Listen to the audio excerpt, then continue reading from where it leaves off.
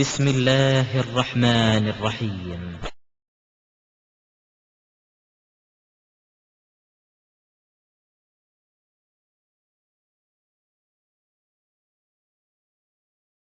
அஸ்ஸலாமு அலைக்கும் வரஹ்மத்துல்லாஹி வபரகாத்துஹு. கண்ணியத்திற்குரிய எல்லாம் வல்ல அல்லாஹ்வின் நல்லடியார்களே, திருமறை குர்ஆனை அதனுடைய கருத்துக்களை கொண்டு அணுகாமல் அதன் வசனங்களையும் அதனுடைய அத்தியாயங்களையும் நம்பரை மையப்படுத்தி எண்ணிக்கைகளை கணக்கிட்டு திருமறை குர்ஆனுடைய நோக்கத்தை விட்டும் வழிதவறி சென்று ஒரு கூட்டம் சென்று கொண்டிருக்கிறது என்று நேற்றைய தினம் பார்த்தோம். அவ்வாறு நம்பரை கொண்டு வழிகட்ட கூட்டத்தினரிலே சமீபத்தில் மிக முக்கியமான இடத்தை வகிக்கக்கூடிய ஒருவர் ரஷாத் கலீஃபா என்று சொல்லப்படுகிற ஒரு மனிதர். யூதர்கள் இஸ்லாமிய மார்க்கத்தினை அதனுடைய தூய்மையான தோற்றத்திலிருந்து மாற்றிட வேண்டும், முஸ்லிம்களை உண்மையான இஸ்லாத்திலிருந்து வெளியேற்றிட வேண்டும் என்பதற்காக வேண்டி பல்வேறு சூழ்ச்சிகளை செய்து கொண்டிருந்த யூதர்கள் இந்த காரியத்தை செய்வதற்காக வேண்டி அமெரிக்காவில் வேலை பார்த்து கொண்டிருந்த எகிப்து நாட்டைச் சேர்ந்த ரஷாத் கலீஃபா என்பவனை அவர்கள் தேர்ந்தெடுக்கிறார்கள். அரபி மொழி அறிந்தவனாகவும் இருக்கிறான். அதே நேரத்திலே இஸ்லாத்தின் பெயரால் ஏற்கனவே ஒரு தவறான கொள்கையில் தான் அவனும் அவனுடைய பெற்றோர்களும் இருந்து கொண்டிருந்தார்கள். ஒரு சூஃபியிசத்தை சார்ந்தவர்களாக, நானே இறைவன் என்று கூட சொல்வார்கள் சூஃபியிசத்துல. அது மாதிரியான சித்தாந்தத்தில் பரம்பரையில வந்தவன் தான் இந்த ரஷாத் கலீஃபா என்பவன். அவனை விலை கொடுத்து வாங்கி அவனுக்கு காசு பணத்தை அள்ளி கொடுத்து சொகுசான வாழ்க்கைகளை ஏற்படுத்தி கொடுத்து, நீ எப்படியாவது முஸ்லீம்களை உனது கொள்கையின்பால் மக்களை வென்றெடுக்க வேண்டும், அதன் மூலமாக ஒரு தவறான போதனையை முஸ்லீம்களிடத்திலே செய்து அவர்களை உண்மையான இஸ்லாத்திலிருந்து வெளியேற்ற வேண்டும் என்ற கோரிக்கையோடு அவனுக்கு காசு பணத்தை அள்ளி கொடுக்க ஆரம்பித்தார்கள். அதற்காக பல்வேறு வேலைகளையும் சலுகைகளையும் பணியாளர்களையும் அவன் சிந்திப்பதற்கும் அந்த சிந்தனைக்கு உறுதுணையாக இருப்பதற்கும் பல்வேறு பணியாட்களையும் இந்த யூத கைக்கூலிகள் அவருக்கு ஏற்பாடு செய்து கொடுத்தார்கள். அந்த ஏற்பாட்டின் அடிப்படையிலே அவன் சிந்தனை செய்து சில விஷயங்களை கூறுவதாக உளர ஆரம்பித்தான். அதிலே ஒரு மிக முக்கியமான ஒரு உளறல், திருமறை குர்ஆன் 19 என்ற கணித கட்டமைப்பின் கீழ் உருவாக்கப்பட்டிருக்கிறது. திருமறை குர்ஆன் முழுவதுமே 19 என்ற நம்பருக்குள்ளே அடக்கமாயிருக்கிறது. ஆரம்பத்தில் அந்த பாபா குராமி சொன்னாரு. அதுக்கப்புறம் பல வருஷமா இந்த 19 பத்தி பேச்சே இல்லாம அழிஞ்சு போய் கிடந்துச்சு. அதுக்கு பிறகு இவன் அந்த 19ஐயே தூசி தட்டி எடுத்து வேற ஒரு புதிய கோணத்துல அதை மக்கள் மத்தியில பிரச்சாரம் செய்ய ஆரம்பித்தான். இந்த 19ஐ மையப்படுத்தி சில பொய்யான தகவல்களை உளறல்களை மக்கள் மத்தியில் சொல்ல ஆரம்பித்தான். அது என்ன 19? அதுக்கு அவன் எடுத்து வைக்கிற வாதம் என்ன என்று சொன்னால், திருமறை குர்ஆனிலே ஒரு வசனம் வருகிறது, 74வது அத்தியாயத்துடைய 30வது வசனம். அந்த வசனத்திலே அல்லாஹ் ரப்புல் ஆலமீன் நரகத்தை பற்றி திருமறை குர்ஆனை பற்றி அப்படி சொல்லிக் கொண்டே வருகிற பொழுது அந்த 30வது வசனத்தில் பேசுகிறான், அலைஹா 19, அதன் மீது 19 இருக்கிறது என்றொரு வசனம் அந்த இடத்துல வருது. அதை வைத்துக் கொண்டு அதன் மீது 19 இருக்கிறது என்று சொன்னால் திருக்குர்ஆன் மீது 19 இருக்கிறது, திருக்குர்ஆன் 19க்குள்ளே அடங்கி இருக்கிறது என்றொரு வாதத்தை மக்கள் மத்தியிலே முன்வைத்தான். உண்மையில இந்த வசனத்துக்கு இவன் மொழிபெயர்ப்பு சரியா என்று ஆய்வு செய்தால் இவன் எப்படி எல்லாம் தப்பான கொள்கைங்கிறத பாக்குறதுக்கு முன்னாடி முதல்ல திருக்குர்ஆன் 19 அதன் மீது 19 இருக்கிறது என்று சொன்னால் திருக்குர்ஆன் மீது 19 இருக்கிறது என்று அவன் மொழிபெயர்த்தான். அந்த மொழிபெயர்ப்பு சரியா என்று ஆய்வு செய்தால் அரபி மொழியினுடைய அரிச்சுவடி அறிந்து வைத்திருக்கிற சாதாரணமாக இந்த வருடம் தான் அரபி மொழி கற்பதற்கு மதரசாவிற்கு சென்றிருக்கிற ஒரு மாணவர் கூட அதை பார்த்த உடனே இவர் தப்பான மொழிபெயர்த்திருக்கிறார் என்று சொல்லிவிட முடியும். அந்த அளவிற்கு ஒரு சாதாரண இலக்கணம் கூட தெரியாதவன் மொழிபெயர்க்கிற விதத்திலே இந்த காரியத்தை இந்த வசனத்தை அவன் மொழிபெயர்த்திருந்தான். என்ன அப்படி மொழிபெயர்த்திருக்கிறான்? அலைஹா என்ற வாசனம் அதுல வருது. அலைஹா என்றால் அதன் மீது என்று தமிழ்ல மொழிபெயர்க்கிறோம். ஆனா அரபி மொழியை பொறுத்த வரைக்கும் அதன் மீது என்ற ஒரு அது இது என்று சொல்கிறோமே, அந்த சொற்பிரயோகம் அரபி மொழியில கிடையவே கிடையாது. ஒருத்தரை பத்தி குறிச்சு சொல்றதா இருந்தா, ஏற்கனவே பேசப்பட்ட ஒரு பொருளை பத்தி திரும்ப பேசுறதா இருந்தா சுட்டு வினைன்னு சொல்லுவோம். அவன், அவள், அது, அவர்கள், அவைகள் அப்படி சொல்றோம்ல. இதை பொறுத்த வரைக்கும் அரபி மொழியில ஒன்னு அவன் என்று சொல்ல வேண்டும் அல்லது அவள் என்று சொல்ல வேண்டும், ஆண்பாளாக சொல்லணும் அல்லது பெண்பாளாக சொல்லணும். இந்த ரெண்டை தாண்டி அது என்று அக்ரிணையாக பலவின்பாளாக சொல்ல இயலாது. அரபி மொழி புழக்கத்துல எதை பற்றி பேசுவதாக இருந்தாலும் நாம ஒரு கட்டடம் விழுந்தது என்று சொன்னால் கட்டிடம் விழுந்தது, அது விழுந்தது என்போம். ஒரு மனிதனை தவிர்த்திருக்கக்கூடிய இன்னொரு ஜீவராசிகள் ஒரு மரம் உடைந்தது என்று சொன்னால் அது உடைந்தது என்று சொல்லுவோம். அது என்ற வார்த்தையை பயன்படுத்துவோம். ஆனா அரபி மொழியை பொறுத்த வரைக்கும் எதை மரத்தை நீங்க பேசினாலும் சரி, மாட்டை பத்தி பேசினாலும் சரி, கழுதையை பத்தி பேசினாலும் சரி, கேமரா பத்தி பேசினாலும் சரி, பில்டிங்கை பத்தி பேசினாலும் சரி, ஒன்னு ஆண்பால் வார்த்தையை பயன்படுத்தி பேசணும் அல்லது பெண்பால் வார்த்தையை பயன்படுத்தி பேசணும். அது என்ற மூணாவது ஒரு பால்வினை அங்க கிடையவே கிடையாது. ரெண்டுக்குள்ளதான் அவங்களுடைய பேச்சு வழக்கு எல்லாத்துக்குமே தெரியும். ஆண்பாலா பெண்பாலான்னு சொல்லிட்டு இப்ப வந்து நம்ம உதாரணமா கேட்கிறோம், மைக்கு ஆண்பாலா அப்படின்னு சொல்லிட்டு கேட்டா நீங்க என்ன நினைப்பிய? சிரிப்பி, என்ன மைக்குல ஆண்பால் பெண்பால் இருக்குது, அது உயிரினம் அப்படி நம்ம கேட்போம். ஏன்னா நம்முடைய மொழி அமைப்புல இதுக்கு தனி சொல் இருக்கு. ஆனா அரபி மொழியை பொறுத்தவரை அவன்கிட்ட கேட்டா இது ஆண்பாலு அவன் சொல்லுவான், ஏதோ ஒரு பால் சொல்லி வச்சிருப்பான். கேமரா இப்படி ஆண்பால் அல்லது பெண்பால் ரெண்டுல ஏதாவது சொல்லுவான். கட்டணம் இது ஆம்பளையா பொம்பளையா, ஆம்பளை பொம்பளை ஏதாவது ஒண்ணு சொல்லுவான். மரத்தை பத்தி இது ஆம்பளையா பொம்பளையா, ஆம்பளை பொம்பளை ரெண்டுல ஏதாவது ஒண்ணு. இது மாதிரி எல்லா அரபி மொழி பேசக்கூடியவர்களுக்கும் அது தெரிந்தே இருக்கும். அவங்களுடைய பேச்சு வழக்குல தெரியும் எது எதுக்கு ஆண்பாலை பயன்படுத்தணும், எது எது பெண்பாலை பயன்படுத்தணும், எல்லாருக்கும் தெரியும். அந்த அடிப்படையில இந்த இரண்டு சொற்களுக்கு இடையிலே தான் பயன்படுத்த முடியும் என்கிற பொழுது அதன் மீது என்று மொழிபெயர்க்க முடியாது. ஒன்னு அவள் மீது என்றுதான் மொழிபெயர்க்க வேண்டும். அலைஹா என்றால் பெண்பால், அலைஹி என்றால் ஆண்பால். இந்த வசனத்திலே வந்திருக்கக்கூடிய வாசகம் என்னன்னா அலைஹா திஸ்அதர், அதன் மீது 19 இருக்கிறது. அந்த ஹா பெண்பாலா பயன்படுத்தப்பட்டிருக்கிற, இது பெண்பால் வார்த்தையாக பயன்படுத்தப்பட்டிருக்கிறது என்று சொன்னால் ஏற்கனவே பேசப்பட்ட பொருளும் பெண்பாலா இருக்கணும். ஏற்கனவே எந்த விஷயத்தை அது என்று சொல்லப்படுகிறதோ அது பெண்பாலாக இருந்தால்தான் இந்த ஹா என்ற வார்த்தையை பயன்படுத்த முடியும். ஏற்கனவே பேசப்பட்டது ஆண்பாலாக இருந்தால் அலைஹி என்ற வார்த்தை, அவன் என்ற வார்த்தையை தான் பயன்படுத்த வேண்டும்.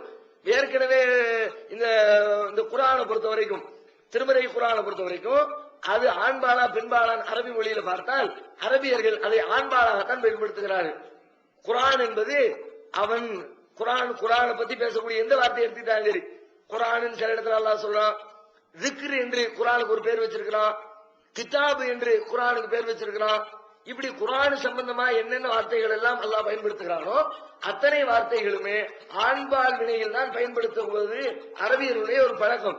ஆனா இங்க குர்ஆன் மீது குர்ஆன் வந்து 19 இருக்குது என்று அர்த்தம் வைப்பதாக இருந்தால் ஆண்பால் வார்த்தை தான் பயன்படுத்தப்பட்டிருக்கணும். அலைஹி திஸ்அதர், அவன் மீது, அந்த குர்ஆன் மீது அவன் மீது என்ற வார்த்தை பயன்படுத்தப்பட்டிருக்கணும். ஆனா அவள் மீதுன்னு பெண்பாலா பயன்படுத்தப்படுது. குர்ஆன் உண்மையில ஆண்பால் தான், அது குர்ஆனை குறிக்கிற வார்த்தையாக இருந்தால் பெண்பாலாக பயன்படுத்தப்படக்கூடாது, ஆண்பாலாகத்தான் பயன்படுத்தப்பட்டிருக்க வேண்டும். ஆனால் இந்த வசனத்தில் பெண்பாலாக பயன்படுத்தப்பட்டிருக்கிறது. அது இது ஒரு சாதாரண மேட்டர். அரபி மொழியில ஒரு பாடம் சொல்லுவாங்களே, எல்கேஜி லெவல் பாடம். இந்த பாடம், இந்த பாடம் கூட தெரியாத அடிப்படையில, தெரியாம இல்ல தெரியும், ஆனாலும் மக்கள்கிட்ட குழப்பத்தை ஏற்படுத்தணும்ன்றதுக்காக வேண்டிய வேண்டும் என்றே திட்டமிட்டு அதனுடைய அர்த்தத்தை மாற்றி அதன் மீதுன்னு சொல்லிட்டு ஒரு தப்பான குர்ஆன் மீது என்ற ஒரு விளக்கத்தை அவன் கொடுத்திருக்கிறான். ஆனா உண்மையில அதுக்கு மேல நரகத்தை பத்தி எல்லாம் பேசுறான், நரகத்தினுடைய காவலர்களை பத்தி பேசுறான். நரகம் என்பது அரபி மொழியில பெண்பாலாக பயன்படுத்தக்கூடிய ஒரு சொல்லு, அதைத்தான் அல்லாஹ் குறிப்பிடுகிறான் ஒரு சாதாரணமா தெரிகிறது. அந்த அடிப்படையில் இலக்கண அடிப்படையில் பார்த்தாலும் குர்ஆன் மீது 19 இருக்கிறது என்று அவன் எடுத்து வைத்த அந்த வாதம் முதலிலே தவறானது, அது பொய்யானது, அவன் தப்பா மொழிபெயர்த்திருக்கிறான், அப்படி ஏத்துக்கவே முடியாது. ஒருவேளை ஒரு பேச்சுக்கு வச்சுக்கிட்டு சரின்னு வச்சுக்கிட்டு பார்த்தா கூட அவன் சொன்னது சரியா 19 இருக்குன்னு கணக்கு போடுறான். குர்ஆன்ல இருக்கிற நம்பரை பூரா கூட்டி பாரு, வகுத்து பாரு, பெருக்கி பாரு, எல்லாம் 19 வந்து வகுப்பட்டுரும், 19க்குள்ள வந்து அடங்கி போயிரும். குர்ஆனுடைய நம்பரை பூரா கால்குலேட் பண்ணுகிறான். உதாரணமா அவர் ரஷாத் கலீஃபா பேசுகிறான், குர்ஆன்ல மொத்தம் எத்தனை அத்தியாயம் இருக்குது? 114 அத்தியாயம் இருக்குதுல, 114 19 வகுத்து பாரு, வகுப்படுதா? மிச்சம் இல்லாம வகுப்படுதா இல்லையா பாரு. வகுத்து பார்த்தா மிச்சம் இல்லாம வகுப்பட்டு 60 ஆரம்போது 54 114 19 வந்து 6 தடவை உள்ளுக்குள்ள உட்கார்ந்து இருக்குது. ஒண்ணு கூட மிச்சம் இல்லை, ஒரு நம்பர் கூட மிச்சம் இல்லாமல் 19 என்று சொல் என்ற எண்ணு 114க்குள்ள அப்படி மிச்சம் இல்லாம அடங்கி போகுது. இப்படி சில காட்டுறான். இது வந்து சாதாரண அறிவோடு சிந்திச்சு பார்த்தால் லட்சக்கணக்கான வார்த்தைகளும் ஆயிரக்கணக்கான வசனங்களும் நூற்றுக்கணக்கான அத்தியாயங்களும் இது மாதிரி நிறைய எழுத்துக்களையும் செய்திகளையும் கொண்டிருக்கக்கூடிய ஒரு புத்தகத்துல அதை வந்து கூட்டி கணக்கு போட்டு பார்த்தா எந்த நம்பருக்குள்ளையும் வகுப்படக்கூடிய செய்தி சிலது இருக்கத்தான் செய்யும். 10க்குள்ள வகுப்படுறது இருக்கும், 5க்குள்ள வகுப்படுறது இருக்கும், 4க்குள்ள வகுப்படுறது இருக்கும், சரி இது 19க்குள்ள வகுப்படுதுன்னு சொன்னால, இதே 114 6க்குள்ள வகுப்பட முடியுமா? கணக்கு போட்டு பாருங்க. 6ஆம் நம்பரை வகுத்து பார்த்தா 6 மிச்சம் இல்லாம தான் வகுப்படுது. 3ஆம் நம்பரை வச்சு வகுத்து பாருங்க, 3ஆம் நம்பர் மிச்சம் இல்லாம தான் வகுப்படுது. 19 தான். அதுல என்ன சிறப்பு இருக்கு முதல்ல? சரி வகுப்பட்டாதான் என்ன முதல்ல? 19 வகுப்பட்டுச்சுன்னா ஒரு பெரிய தத்துவமா அது? அதனால் மனுஷனுக்கு என்ன பயன்? 114 என்ற எண் 19ஆல் முழுமையாக வகுப்பட்டு விட்டது என்றால் அதனால் இந்த மனித குலத்திற்கு கிடைத்திருக்க பயன் என்ன? எந்த பயனும் இல்லாத வார்த்தைகளை, ஒரு செய்தியை ஏதோ ஒரு பெரிய தத்துவத்தை சொல்ற மாதிரி சொன்னான். சரி அதையாவது முழுசா சொன்னானா? கரெக்டா உண்மையா சொன்னானா? சிந்திச்சு பார்த்தா அவன் நிறைய இடத்துல கணக்கு போடுறான்.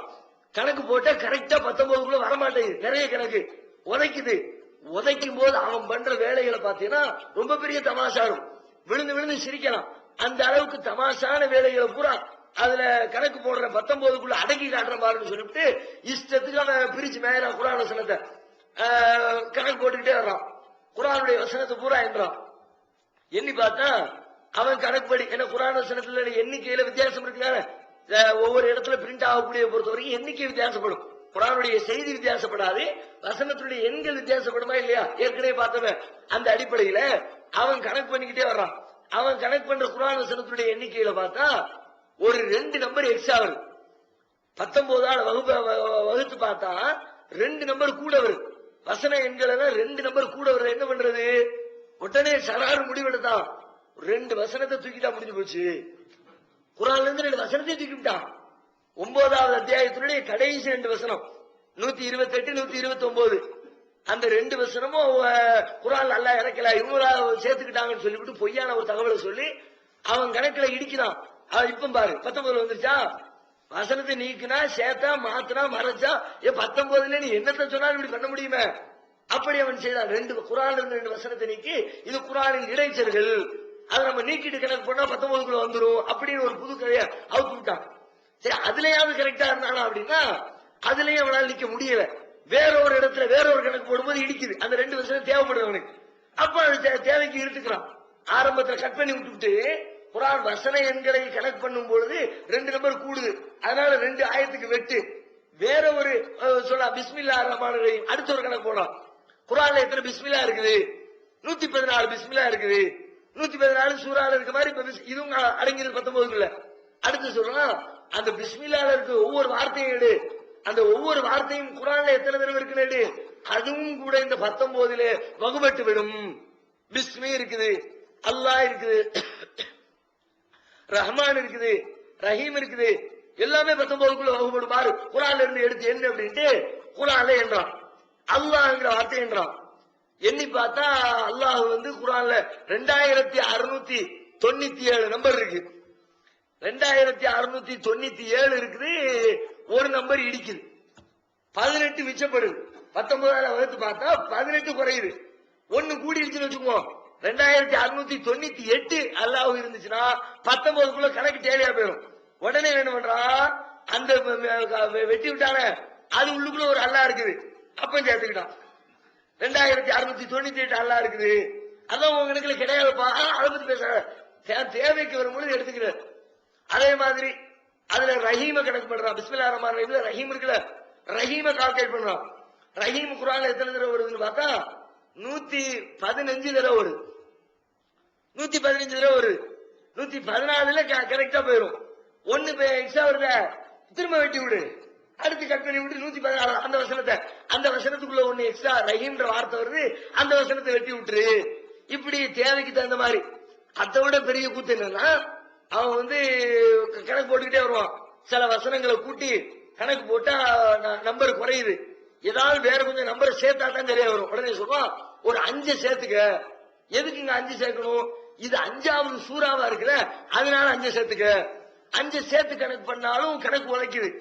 ஒரு 6 சேர்த்துக்க. எதுக்கு 6 சேர்க்கணும்? அதுக்கடுத்து 6வது சூறா வருதுல, அதனால 6 சேர்த்துக்க. அதுலயும் கணக்கு உழைக்குது. அது ஒரு 7 சேர்த்துக்க, அப்பவும் கணக்கு உழைக்குது. உடனே கணக்கு ரூட்டை மாத்துறாங்க. எப்படி கணக்கு போடுவோம் நம்ம? உதாரணமா 50ன்னு போட்டோம். 50க்கு கீழே ஒரு 5 கூட்ட வேண்டியது இருக்கு. 5க்கு அந்த சைபருக்கு நேர கீழே 5 போடுவோம்ல, 50 போடுவோம். 2 இலக்கம் 5 ஒரு சைபர். 5ல 5 10 இருக்குது. சைபர்ல ஒரு இலக்க எண்ணு 50 இருக்குது. 50ஓட 5 கூட்டுனா சைபருக்கு நேர போட்டு கூட்டணும்னா 55 போட்டுருவோம். இன்னொரு 3 கூட்டுறோம், அந்த 5க்கு நேர கீழே தூக்கி போட்டோம்னா 58 போட்டுருவோம். இப்படிதான் கூட்டி பாக்குறோம், கணக்கு சரியா மாட்டேங்குது. புது கணக்கு போடுவோம். எப்படி ஒரு புது கணக்கு? 50, 50க்கு பக்கத்துல ஒரு 5. இப்ப எப்படி பண்ணுவீங்க? 505 வேணும். கணக்கு எப்படியாவது 19 கொண்டு வரணும். அதுக்காக வேண்டி 50 5ஐயும் கூட்டுன்னு சொல்லிவிட்டு 55 சொல்லக்கூடாது. 50 50 அதுக்கு அடுத்து ஒரு 5, அதுக்கு அடுத்து ஒரு 3, அதுக்கு அடுத்து ஒரு 2, 60ன்னு போடு. 60 இல்ல, 50 அடுத்து ஒரு 5, 505, அடுத்து ஒரு 3, 5053. இப்படியா கணக்கு போடு. இதுல வருதான்னு பாருங்களா. இப்படியே போற, இதுலயும் வர மாட்டேங்குது. அடுத்து புதுசா கணக்கு கண்டுபிடிக்கிறான். எப்படின்னா இந்த இலக்கங்கள் இருக்குல்ல, பொதுவா இப்ப 510 எழுதுறோம், 513 எழுதுறோம். 500ங்கிறது முதல்ல இருக்கிற 5 இருக்குத, 5 100 உள்ளுக்குள்ள இருக்கு. அதுக்கடுத்து 1 இருக்குத, 513 இருக்குமே, 5 100 இருக்குது, ஒரு 10 இருக்குது, 3 1 இருக்குது. அதான் 513 சொல்லி சொல்றோம். நம்பர் ஒரு இலக்க எண்களை கடைசியிலையும் இடது புறத்துல இருந்து இப்படி வலது புறத்துல இருந்து நம்பர் போட்டே வருவோம். இவன் என்ன பண்றான், இந்த 513ஓட ஒரு 3 கூட்டுங்கிறான். எப்படி கூட்டணுமா? இந்த 3க்கு நேர கீழே போட்டு கூட்டாத, ரைட் சைட்ல இருந்து லெப்ட் சைட்ல இருந்து வா. 5க்கு நேர கீழே போடு. 5க்கு நேர கீழே போட்டு 3 கூட்டா என்னது வரும்? 5க்கு நேர கீழே போட்டு 3 கூட்டினா இன்னும் 300 கூடி போயிருமே. 300 கூட்டி இப்படி கிறுக்குத்தனமா அவன் என்னத்தை பார்த்து அவன் செஞ்ச ஆய்வுன்னு சொல்லி இருக்கிறான். ஆனா இதையும் நம்பி ஒரு பெருங்கூட்டம் ஏமாந்து பெரிய தத்துவத்தை இதெல்லாம் ஏன் எப்படி சொல்ல முடிஞ்சது அவனால? எவன் உட்கார்ந்து கணக்கு போட்டு இருக்க போறான், எவன் உட்கார்ந்து பார்க்க போறான், ஒண்ணு யாரு தேடிக்கிட்டு இருக்க போறா? ஒரு பையனும் படிக்க மாட்டான். நம்ம அவுத்து விட்டதான் கதை என்று சொல்லி சொன்னார்கள். அதை கேட்டு ஒரு பெருங்கூட்டம் வழிகட்டு போனது. குர்ஆனை இப்படி ஒரு பெரிய கணித கட்டமைப்பில் இறைவன் உருவாக்கி தந்திருக்கிறான் என்றதான் சொன்னான். இதுல மேட்ரு என்னன்னா, இவன் உளர்னது மேட்ரு இல்ல.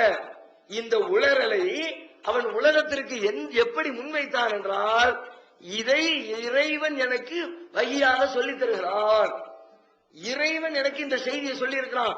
இந்த காலத்தில் திருமறை குர்ஆனை உண்மைப்படுத்துவதற்கு என்னை இறைவன் தூதராக தேர்ந்தெடுத்து ரசூலாக அனுப்பி இருக்கிறார். என் வழியாக இந்த செய்தியை உங்களுக்கு தருகிறான். இதுதான் மேட்ரு. அவன் இவன மாதிரி 1000 பேர் உளருவான், உளர்றது குப்பையில போட்டு போயிடலாம்.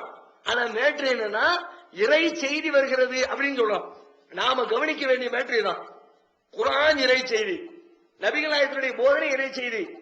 அதுக்கு அந்த குர்ஆனுக்கு அப்புறம், நபிகள் நாயகத்துடைய போதனைக்கு அப்புறம் இது மாதிரி உலகத்திற்கு இறைவன் இறை செய்தியை வழங்குவானா? இறைவன் தன்னுடைய செய்தியை வழங்கி மக்களுக்கு வழிகாட்டுகின்ற தூதர்களை அனுப்புவானா? ஏன்னா குர்ஆனில் நாம கவனிக்க வேண்டிய மிக முக்கியமான ஒரு சப்ஜெக்ட்.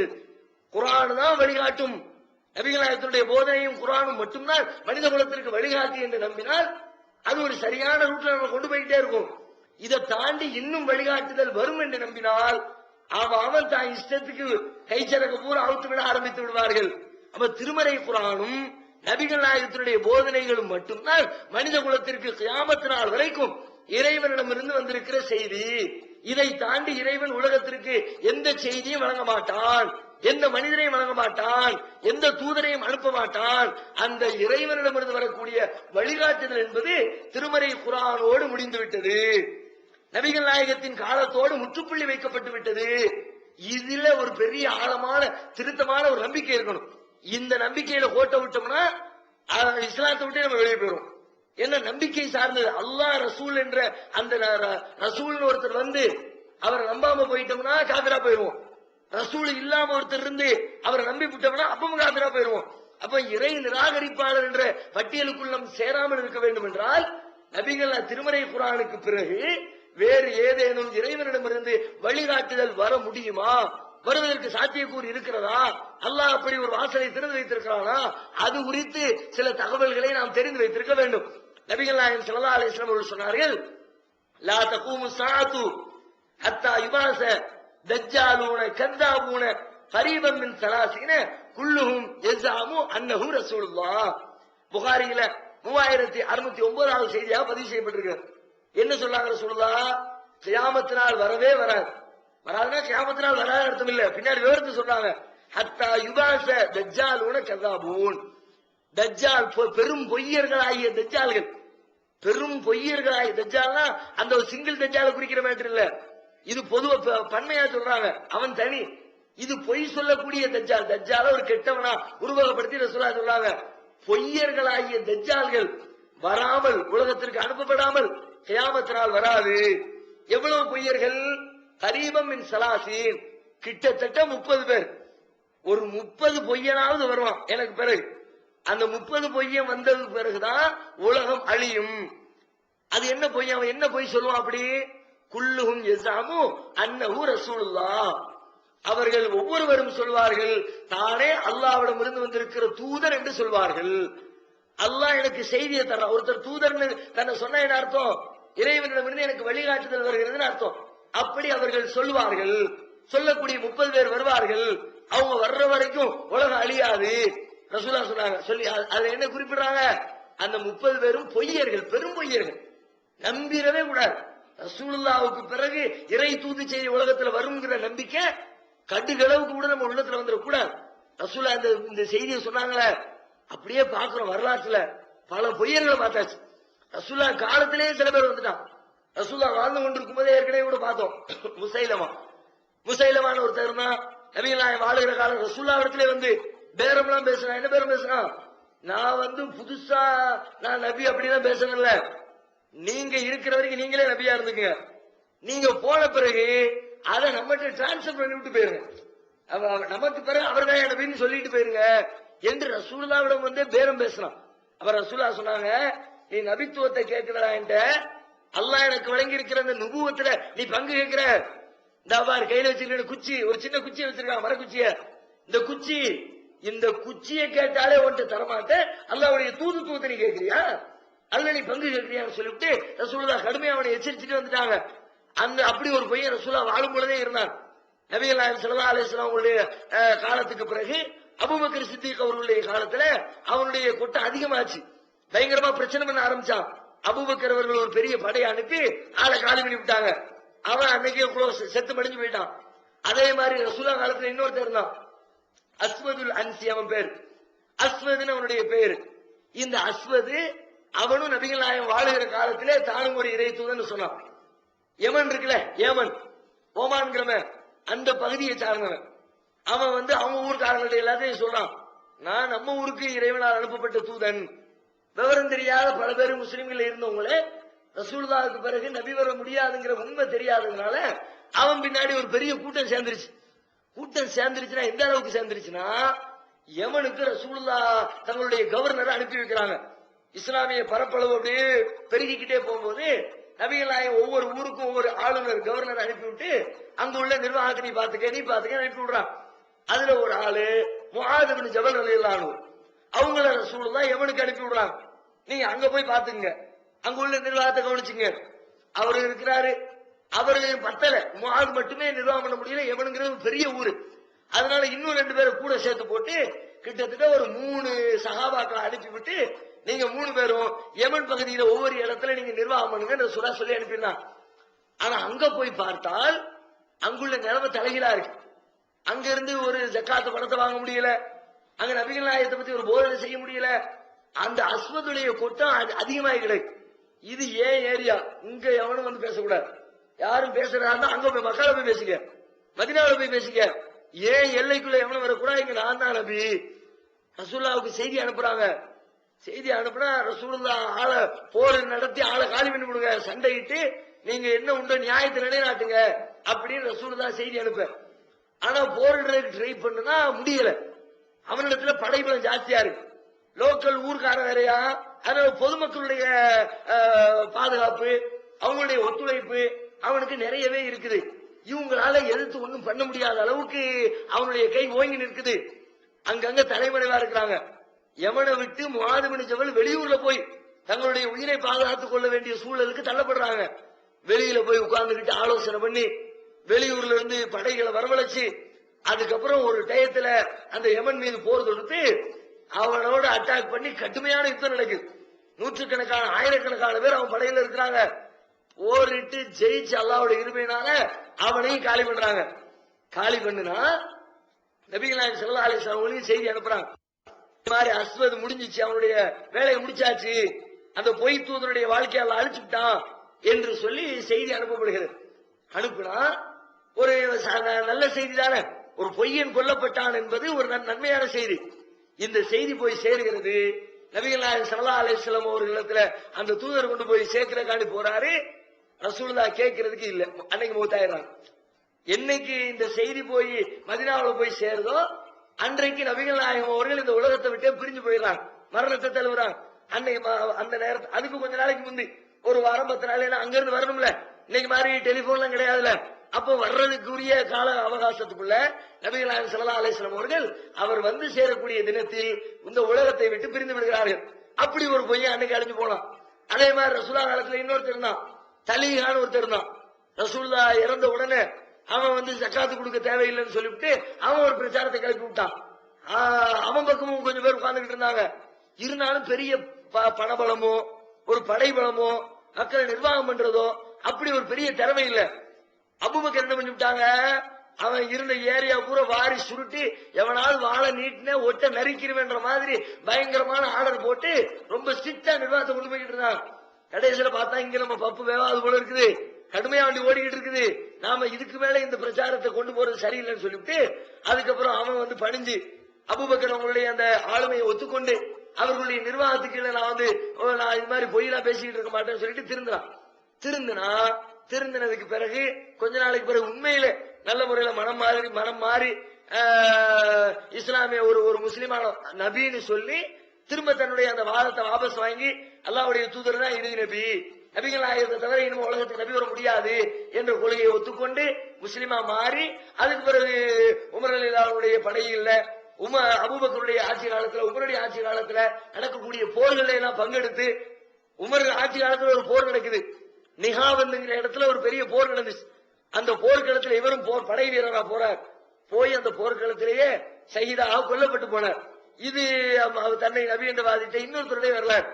அவர் முஸ்லிமாய் மரணிச்சிட்டார். அது மாதிரி இப்படி நிறைய பேர் வந்திருக்கிறாங்க. ரசூலுல்லாஹ் சொன்னாங்க கண்டிப்பா 30 பேர் வந்தே தீர்வான்னு சொன்னாங்களே. நம்ம கண்ணுக்கு தெரிஞ்சு இது மாதிரி தலீஹா தெரியுறான், அஸ்வத் தெரியுறான், முசைலமா தெரியுறான், இப்போதைக்கு இந்த ரஷாத் கலீஃபா தெரியுறான். சமீபத்தில் 1990 இவனையும் கொண்டு விட்டாங்க அமெரிக்காவில். அப்போ இது மாதிரி ஆட்கள் எல்லாம் தங்களை தூதர்கள், இறைவனிடமிருந்து செய்தி வருகிறது என்று சொல்லிக் கொண்டிருக்கிறார்கள். அதே பட்டியல்ல கொஞ்ச காலத்துக்கு முன்னாடி பாகிஸ்தான்ல காதியான்கிற ஒரு இடம், அந்த இடத்துல அங்க ஒருத்தவன் தான் மிர்சா குலாம் அஹமது சொல்லிக்கிட்டு நானும் நபிதான், எனக்கு இறைவனிடமிருந்து செய்தி வருகிறது என்று சொல்லி ஒரு வாதத்தை அவன் முன்வைத்தான். அவன் வாழுகிற காலத்திலே அவன் பொய்யன் என்பது நிரூபிக்கப்பட்டுச்சு. அவனுக்கு பிறகு நம்ம இங்க தமிழகத்துல கூட அங்கங்க அவனுடைய கொள்கையை ஏற்றுக்கொண்டு சில பேர் பிரச்சாரம் செய்ய ஆரம்பிக்கும் பொழுது 1994 பெரிய அளவில் நம்முடைய ஜமாத்து அந்த ஜமாத்துடைய முக்கியஸ்தர்கள் தாய்களை எல்லாம் அழைத்து அவர் மிர்சா குலாம் ஒரு பெரிய பொய்யன், அவன் நபி கிடையாது, நபிகள் நாயகத்தோடு நபித்துவம் முடிஞ்சு போச்சு, இனிமே வர்றவங்க கூட பொய்யன்னு சொல்லிவிட்டு ஒரு பெரிய விவாதம் நடத்தி அவர்களுடைய முகத்திரையை கிழித்து அத்தோடு அவர்களுக்கு வந்து ஒரு பெரிய அளவுல ஒரு சமாதி கட்டக்கூடிய ஒரு வேலைகளை நம்முடைய ஜமாத்து கடந்த காலத்துல செஞ்சிச்சு. அந்த விவாதத்துல பல்வேறு கேள்விகளை அவனுடைய முன்னாடி எடுத்து போட்டான். எந்த கேள்விக்கும் அவனிடத்துல பதில் இல்லை. அந்த சம்பந்தப்பட்டவங்களிடத்துல நீ நபி அவன் நபிங்கிறியப்பா எந்த அளவுக்கு ஃப்ராட் பண்ணியிருக்கான் பாரு என்று சொல்லி பல விஷயங்களை நேருக்கு நேராக முகத்துக்கு முன்னாடி எடுத்து கேட்டாங்க. அதை நம்பக்கூடிய மக்களிடத்துல எந்த கேள்விக்கும் பதில் இல்லை. அவன் எழுதி வச்ச புத்தகத்திலிருந்து கேள்வி கேட்டாங்க. என்ன கேள்வி கேட்டாங்கன்னா, சில உதாரணத்தை சொல்றாருந்தா அவன் சொன்னா, அதாவது ரசூலுல்லாஹ் சொன்னாங்களா மசீஹ் ஈசா மசீஹ் கியாமத் நாளுடைய நெருக்கத்துல வருவார்னு, அது நான் தான் அப்படின்னா சொல்லிவிட்டு ஈசா மசீஹ் வாழக்கூடிய காலத்தில் உலகத்துல ஒரு பெரிய பிளேக் நோய், ஒரு தொற்று நோய் ஒன்று ஏற்படும் அப்படின்னா, ஏற்படும் சொன்னா கூட மேட்டர்ல ஏற்படும் என்று குர்ஆனில் இறைவன் சொல்லி இருக்கிறான். வளர்றவன் ஒழுங்கா வளரலாம்ல, குர்ஆன் கையில தான் இருக்கு படிச்சு போடுவானுங்களே அப்படியே நினைக்கணும்ல. இந்த கூமுட்டைக்கு அது கூட அறிவில்லை. இறைவன் எனக்கு வழி அறிவிச்சிருக்கான்னு சொன்னா கூட தெரியாது. வெளியில் உள்ளவங்களுக்கு அறிவிச்சாங்க, அறிவிச்சிருப்பாங்க நம்புற சில பேர் இருப்பாங்க. ஆனா இங்க என்ன சொல்லலாம், இறைவன் குர்ஆனில் எப்படி சொல்லி இருக்கிறான் கேட்கிறான். எங்க காட்டுறான் குர்ஆன்ல எந்த வசனத்துல இது மாதிரி மசீஹ் வரும்போது காலரா வரும், தொற்று நோய் வரும் சொல்லி எழுதி வச்சிருக்கான காட்டு.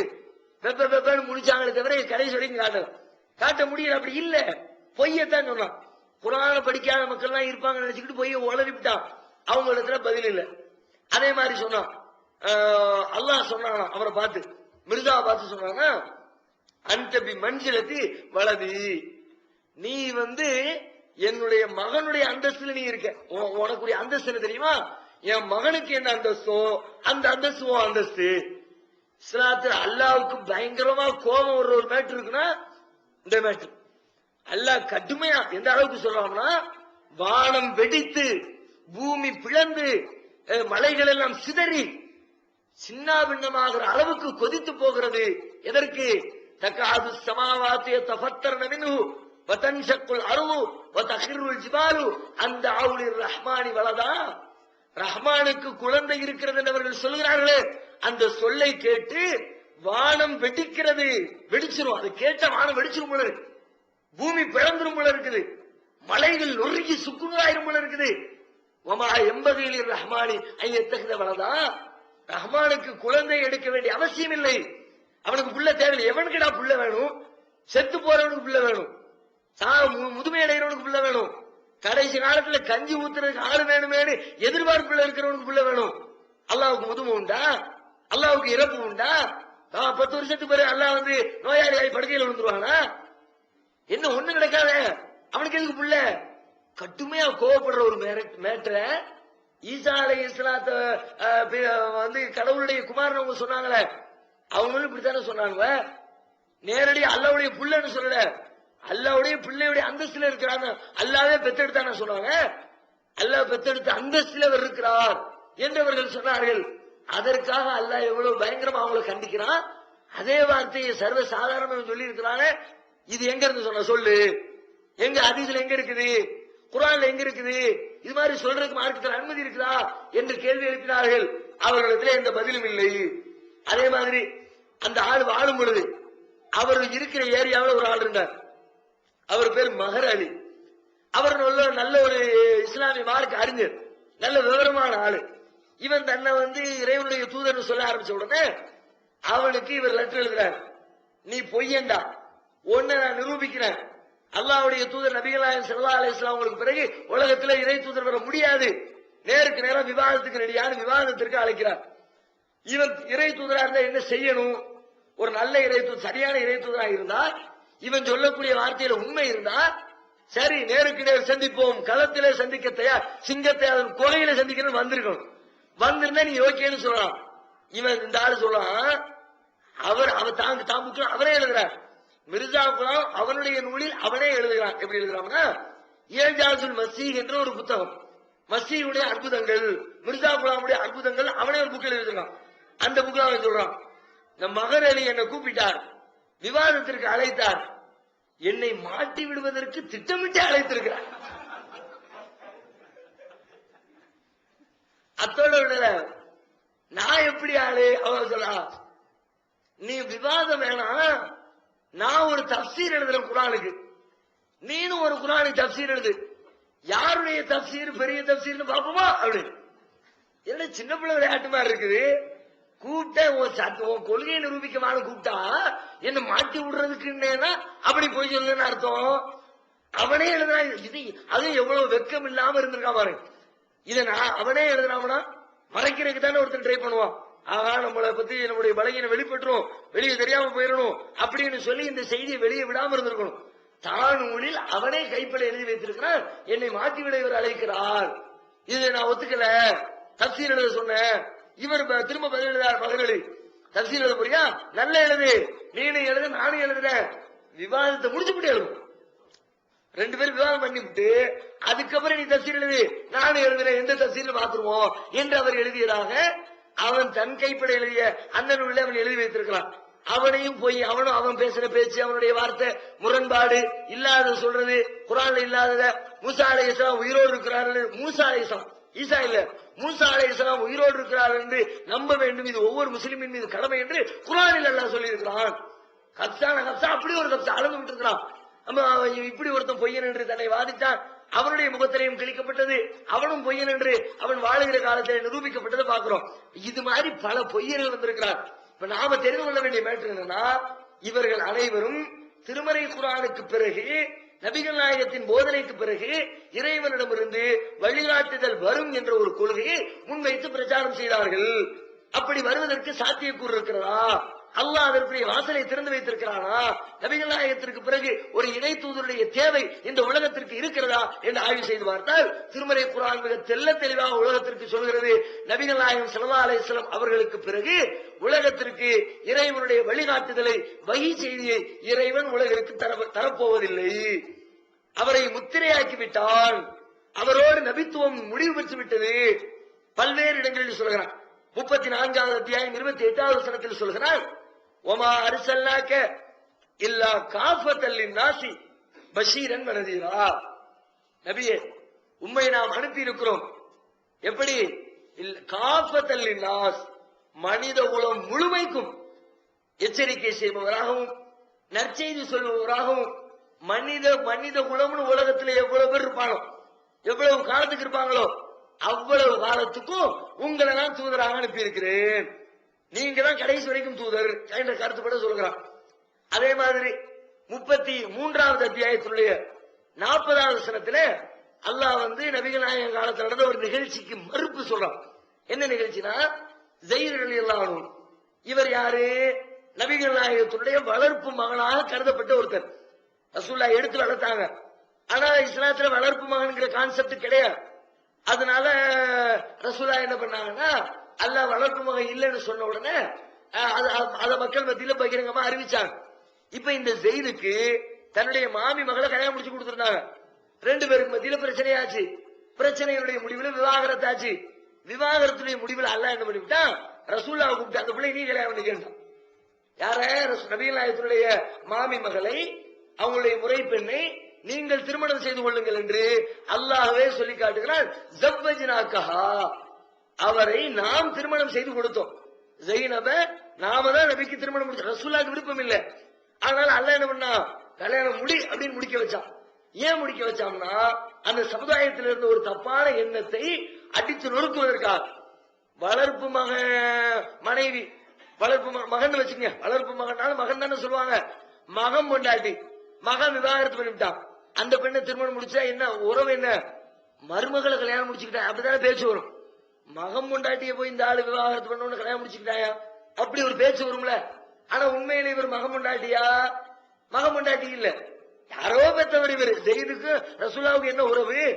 ரசூலுல்லாஹ் பெற்றாங்க, ரசூலுல்லாஹ் எடுத்து வளர்த்தாங்க, அவ்வளவுதான். அப்போ ஒரு வளர்த்த ஒருவருடைய மனைவியை வளர்ப்பு மகன்கிற கான்செப்ட் இஸ்லாத்துல கிடையாது என்பதை உலகத்திற்கு சொல்ல விரும்பிய இறைவன் இந்த வழியில சொல்றான். கல்யாணத்தை முடிச்சா கேள்வி வரும். கேள்விக்கு நீ பதில் சொல்லுவ. ஆமா, இவனை ஏமாகனா, இவனை என் மருமகளா, என் சொந்த மருமகளா இவ என்று நீங்க சொல்ல முடியும் என்பதற்காக அந்த செய்தியை உலகத்துல சொல்லணும்னு அல்லாஹ் ஸைனப் அவங்கள ரசூலுல்லாஹ்வுக்கு கல்யாணம் முடிச்சு கொடுக்குறான். இந்த செய்தி மக்கள் மத்தியில் ஒரே புகச்சலா இருக்கும் பொழுது அல்லாஹ் பதில் சொல்றான். மாகான முஹம்மதுன் அபா ஹதிம் மிர் ரிஜாலிக்கும் வலாக்கிர் ரசூலுல்லாஹி வ காத்தமன் நபியீன். 33வது அத்தியாயத்தினுடைய 40வது வசனம் என்ன சொல்கிறார்? மாகான முஹம்மதுன் அபா ஹதிம் மிர் ரிஜாலிக்கும், இந்த முஹம்மத் உங்களில் எந்த ஆணுக்கும் அவர் தந்தை இல்லை. மகன் புள்ளங்கிறீங்க, அவருக்கு மகனே இல்லையப்பா, அவருக்கு ஆம்பளை பிள்ளையிலே கிடையாது. எந்த ஆணுக்கும் அவர் தந்தை இல்லை. வலாக்கிர் ரசூலுல்லாஹ் என்றாலும் அவர் அல்லாஹ்வுடைய தூதராக இருக்கிறார். வகாத்தமன் நபியீன், நபிமார்களின் முத்திரையாகவும் திகழ்கிறார். அவர் அந்த வார்த்தை என்ன சொல்லுது? நபிமார்களுடைய முத்திரை. முத்திரைனா சீல் வைக்கிறாங்களே, எஸ்பி மண்டலத்துல சீல வச்சாங்கல்ல, பள்ளியாசல பூட்டி சீல வச்சாச்சு. நினைச்சு உள்ள இருந்து ஒரு பொருள் வெளியே எடுக்க முடியல, வெளியில இருந்து யாரும் தொழுவரைக்கும் உள்ள போக முடியல. சீல வச்சாச்சுன்னா முடிஞ்சு போச்சு. இருக்கிறது வெளியே வராது, வெளியே இருக்க உள்ள போகாது. அல்லாஹ் சொல்றான், காத்தமன் நபிமார்களுடைய முத்திரை. இவரோட லாஸ்ட், இவரோட சீல் வச்சாச்சு நபித்துவம் என்பதற்கு அப்படின்னு அல்லாஹ் குர்ஆன்ல சொல்லி காட்டி இவர் தான் கடைசி நபி என்பது அல்லாஹ் சொல்றான். அதே கருத்தை 7வது அத்தியாயம் 158வது வசனத்தில் அல்லாஹ் சொல்கிறான். குல், நபியே சொல்லுங்கள், யா அய்யுஹன்னாஸ் இன்னி ரசூலுல்லாஹி இலைக்கும் ஜமீஆ, மனிதர்களே நான் அல்லாஹ்வுடைய தூதராக இருக்கிறேன். யாருக்கு? இலைக்கும் ஜமீஆ, உங்கள் அனைவருக்கும் அல்லாஹ்விடமிருந்து வந்த தூதர் நானே. மனுஷன் யாரெல்லாம் இருக்கிறியோ அந்த மனுஷனுக்கு முழுக்க நான் தான் தூதரு, அத்தனை மனிதருக்கும் நானே தூதர், இதுக்கப்புறம் வேற தூதர் இல்ல, நான் ஒருத்தன் தான் தூதருங்கிற கருத்தை இந்த வசனமும் சொல்லி தர்றதை பாக்குறோம். அப்போ திருமறை குர்ஆன்ல இன்னும் பல்வேறு இடங்கள்ல நபிகள் நாயகம் ஸல்லல்லாஹு அலைஹி வஸல்லம் அவர்கள் மனித குலம் முழுமைக்கும் அவர்களே தூதர் என்ற கருத்தை அல்லாஹ் நமக்கு தெளிவுபடுத்துறதை பாக்குறோம். ஹதீஸ்ல ரசூலுல்லாஹ் விளக்குறாங்க, பல பல இடங்களை விளக்குறாங்க. ஒரு இடத்துல ஒரு உதாரணம் சொல்லி விளக்குறாங்க. என்ன உதாரணம் சொல்றாங்கன்னா, ஒரு ஆளு ஒரு கட்டடம் கட்டுறார், ஒரு அழகான மாளிகை கட்டுறார். அந்த மாளிகையையும் நுபுவத்திற்குள்ள நபித்துவம் தூதுத்துவம் இந்த ரெண்டையும் கம்பேர் பண்ணி ஒரு உதாரணம் சொல்றாங்க. இன்ன மசலி மசலுல் அம்பியாயிமும் கபிலி, எனக்கும் எனக்கு முன்னர் சென்று விட்ட நபிமார்களுக்கும் உதாரணம் என்னவென்றால் கமசலி ரஜுலின், ஒரு மனிதனுடைய உதாரணம். எந்த மனிதன்? பனா பைத்தன் ஃபஅஹ்ஸனஹு வஅஜ்மலஹு, ஒரு வீட்டை கட்டினான், அதை நன்றாக அழகுபடுத்தினான், அலங்கரித்தான். அலங்கரித்தவன் அதிலே ஒரே ஒரு இடத்திலே மட்டும் காலியாக ஒரு செங்கலை காலியாக விட்டு விட்டான். வீடு நல்ல சூப்பரா இருக்குது, அருமையா டெக்கரேஷன் பண்ணி இருக்கிறான், ஆனா ஒரே ஒரு இடத்துல மட்டும் ஒரு செங்கல் வைக்கிற அளவுக்கு ஓட்ட கிடக்கு. மக்கள் எல்லாம் வருகிறார்கள், வந்து அதை சுற்றி சுற்றி பார்க்கிறார்கள். அதை பார்த்து ஆச்சரியம் அடைகிறார்கள். அவர்கள் பேசிக் கொள்கிறார்கள், என்ன இந்த ஒரே ஒரு செங்கல் மட்டும் வைக்கப்படாமல் இருக்கிறது, ஒரு செங்கலை வச்சா கட்டணம் சூப்பரா இருமே, அந்த இடம் மட்டும் காலியா இருக்கிற என்று அவர்கள் சொல்லுகிறார்கள். சொல்லிட்டு ரசூலுல்லாஹ் சொல்றாங்க, கால ஃபஅனல் லபினத்து வஅன காத்தமுன் நபியீன், அந்த ஒற்றை செங்கல் நான் தான் நபிமார்களின் முத்திரை. என்ன சொல்ல வர்றாங்க? இந்த வீடுங்கிறது அல்லாஹ் அனுப்பிய இறை தூதர்களால் கட்டிய ஒரு பெரிய மாளிகை, தூதர்களை அனுப்புனத ஒரு வீட்டுக்கு ஓமானமா சொல்லி ஒருத்தர் வந்தாரு அடுத்தொருத்தர் இப்படி லைனா வந்து வந்து வந்து வந்து ஒண்ணு ஒண்ணா ஏறி ஏறி ஏறி ஏறி ஏறி செங்கல் ஃபுல் ஆயிடுச்சு. மாளிகையினுடைய வேலை முடிஞ்சிருச்சு. கடைசியில ஒரு இடம் மட்டும் பாக்கி இருந்துச்சு. அந்த இடத்துக்கு நான் வந்து அந்த ஒரு இடத்தை ஃபில் பண்ணிட்டேன். ஆனா காத்தமன் நபியின், நான் தான் நபிமார்களின் முத்திரையாக இருக்கிறேன் என்று ரசூல் ஸல்லல்லாஹு அலைஹி வஸல்லம் சொல்லக்கூடிய செய்தி புகாரியில 3535வது செய்தியாக பதிவு செய்யப்பட்டிருக்கிறதை பார்க்கிறோம்.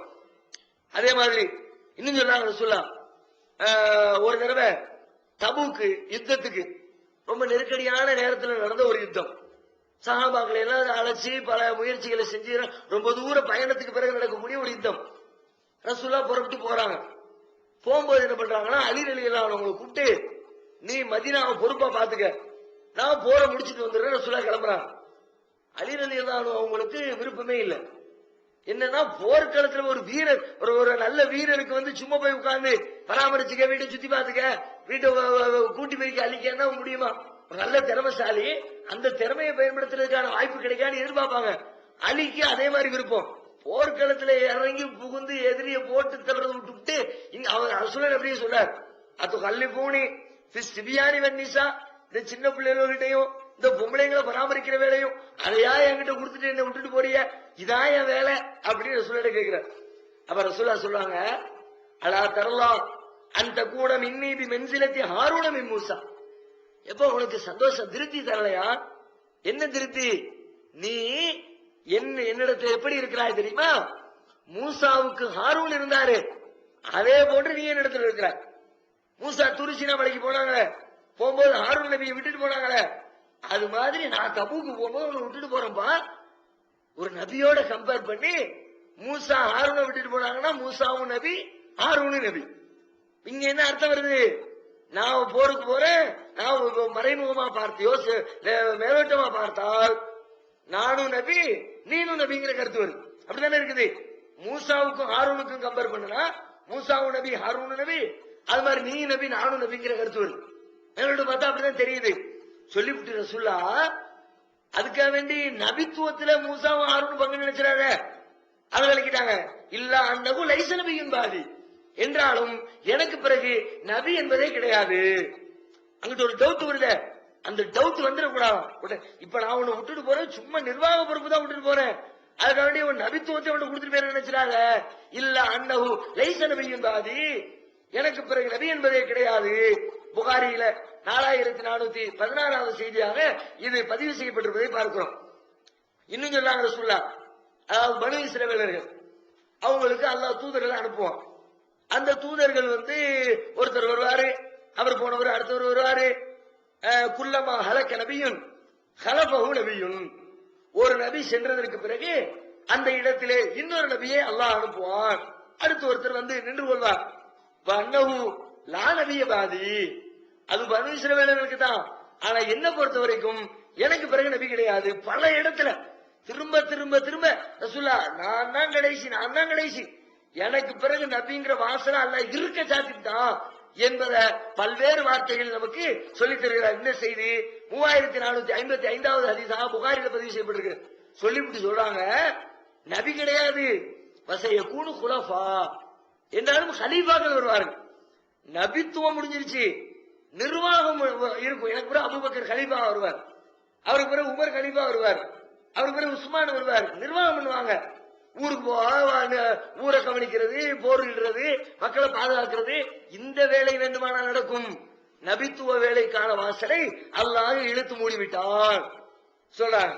இன்னும் இந்த இடத்துல இன்னும் விளக்கமா சொல்றாங்க, புல்லில தலல் அம்பியாய் சித்தின், எத்தனையோ நபிமார் அல்லாஹ் அனுப்பலாம். எல்லா நபிமார்களை விட எனக்கு அல்லாஹ் சிறப்பாக சில தகுதிகளை கொடுத்தான், சிறப்பு அந்தஸ்து சிலது கொடுத்தான். எத்தனை அந்தஸ்து கொடுத்தான்? 6 விஷயங்களில் எனக்கு சிறப்பை தந்தான். அது என்ன 6ன்னு விளக்குறாங்க.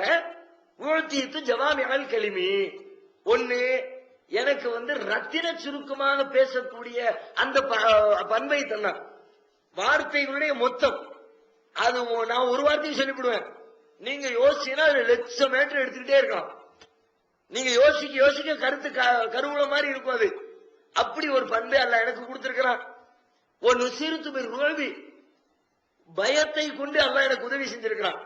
பயம்னா என்னன்னா, நான் ரசூல்லா மீது ரசூல்லாவை சுத்தி இருக்கக்கூடிய பல ஊர்கள்ல இவங்க பெரிய ஒரு சர்வாதிகாரியோ, மக்கள் அடக்குமுறை செய்யறவரோ, அல்லது எதிரி பக்கத்து நாடுகள் மீது அநியாயமா போர் தொடுத்து அவங்களை வெட்டி கொள்றவங்களும் ரசூலா கிடையாது. ஆனாலும் ரசூலா பேரை கேட்டா அவனுக்குள்ள லேசா ஒரு கிளி பிடிக்கும். அவர்கிட்ட எல்லாம் வச்சுக்க கூடாதுப்பா, அவனை அடிச்சாரா பிடிச்சாரா, என்ன பண்ண ஒண்ணு பண்ணல, அடிச்சவன் மேல பயம் வந்தா ஓகே, அநியாயம் பண்ணவன் மேல பயம் வந்தா ஓகே. நானும் சாந்தத்துக்கு எடுத்துக்காட்டா இருக்கிறாங்க, அமைதிக்கு மறு உருவமா இருக்கிறாங்க, பாசத்துக்கும் பொறுமைக்கும் ஒரு எடுத்துக்காட்டு சொன்ன மாதிரி வாழ்ந்துகிட்டு இருக்கிறாங்க. அப்படிப்பட்ட ஒரு நபியை பத்தி அக்கம் பக்கத்துல இருக்கிறவங்க வச்சுக்காத, முகம்மது கிட்ட வாழாட்டம் சிக்கலு, நம்மள ரோட்ல விட்டுருவாருங்கிற மாதிரி ஒரு பயத்தை கொடுத்து அல்லாஹ் எனக்கு உதவி செய்திருக்கிறான். அடுத்து சொல்றாங்க, கனிமத்து பொருட்கள் எனக்கு ஹலாலாக்கி இருக்கிறான். போர்க்களத்துல சண்டை போடும் போது எதிரி படையினர் விட்டு செல்லக்கூடிய பொருளை எடுத்து பயன்படுத்தலாம். முந்தைய நபிமார்களுக்கு இது கிடையாது.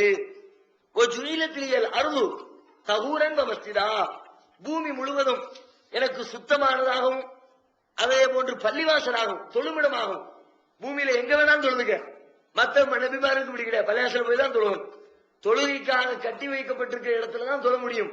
ஆனா எனக்கு பூமியில நீ எங்க மேல போனாலும் சரி, பஸ்ல உட்கார்ந்துருக்கியா தொழுதுக்க, ரோட்ல உட்கார்ந்துருக்கியா தொழுதுக்க, ஆர்ப்பாட்டம் பண்ணிட்டு இருக்கியா தொழு, என்ன பண்ற அங்கங்க நின்று தொழுதுக்க, சுத்தமான எல்லா இடத்திலையும் தொழுது கொள்ளலாம் என்று அல்லாஹ் எனக்கு சிறப்பு அந்தஸ்து வழங்கி இருக்கிறான்.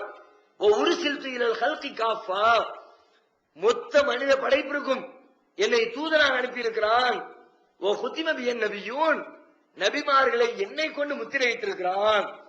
நபிமார்களுடைய அந்த பட்டியலை என்னோடு இறைவன் நிவர்த்தி செய்திருக்கிறான். இதுக்கு முந்தி எந்த நபிக்கும் அல்லாஹ் முடிச்சு வைக்கிற அந்த வேலையை செய்து காட்டவில்லை என்பதை இதுல இருந்து பார்க்கிறோம். அப்ப இது மாதிரி நபித்துவம் இனிமேல் இல்லை என்பதை சொல்லக்கூடிய ஹதீசுகளும் சரி, திருமறை குர்ஆனும் சரி, ரொம்ப தெளிவான கருத்தை நமக்கு முன்வைக்கிறது. இன்னும் சிந்திச்சு பார்த்தா, நபித்துவங்கிறது எதுக்கு? ஒரு தூதரை ஏன் அனுப்பணும்? தூதருடைய தேவை என்ன? ஏற்கனவே கொடுத்த வேதத்தை மாத்தி விட்டாங்கன்னா சரியானது சொல்ல ஒரு தூதர் வரணும். இந்த வேதம் மாற்றப்பட்டிருக்கிறதா? யாரும் மாற்றல. ஒரு குறிப்பிட்ட சமுதாயத்துக்கு அனுப்பப்பட்டு மற்ற சமுதாயத்துக்கு வழிகாட்டல் இல்லாட்டி அப்பம் தூதரை அனுப்பி வைக்கணும். இந்த குர்ஆன் அப்படிப்பட்டதா? உலகம் முழுமைக்கும் செய்தியை சொல்லுது. அது அப்பமும் தூதருடைய தேவை நமக்கு இல்ல. அது மட்டுமா, புதுசு புதுசா வரக்கூடிய பிரச்சனைக்கு தீர்வு சொல்லப்படல, அப்படி ஒரு தேவை இருந்துச்சுன்னா புதுசு பிரச்சனைக்கு தீர்வு சொல்ல ஒரு தூதர் வரலாம். இங்க அப்படியா? எத்தனை பிரச்சனை வந்தாலும் புதிய பிரச்சனைக்கு தீர்வு சொல்லிக் கொண்டிருக்கிறது திருக்குர்ஆன். அப்பவும் நமக்கு ஒரு தூதருடைய தேவை, இறைவனுடைய வழிகாட்டுதல் நமக்கு புதிதாக தேவை ஏற்படவே இல்லை. ஒரு குறிப்பிட்ட மக்கள் மட்டும் வேதத்தை வச்சுக்கிட்டு மத்தவங்கள்ட்ட இருந்து மறைச்சு விட்டாங்கன்னா மத்தவங்களுக்கு கொண்டு போய் சேர்க்கிறதுக்கு ஒரு தூதர் தேவை. இங்க அப்படியா? உலகம் முழுவதும் நபிகள் நாயகம் அவர்கள் இன்றைக்கு இருந்தால் எத்தனை மக்களுக்கு திருமறை குர்ஆனை கொண்டு சேர்த்திருப்பார்களோ அத்தனை மக்களுக்கு இறைவன் கொண்டு போய் சேர்த்து விட்டார். அப்ப அந்த கோணத்துல பார்த்தா கூட தூதருடைய அவசியம் நமக்கு ஏற்படவே இல்லை. அப்ப எந்த கோணத்தில் ஆய்வு செய்தாலும் ஒரு தூதர் வர வேண்டிய அவசியம் இல்லை.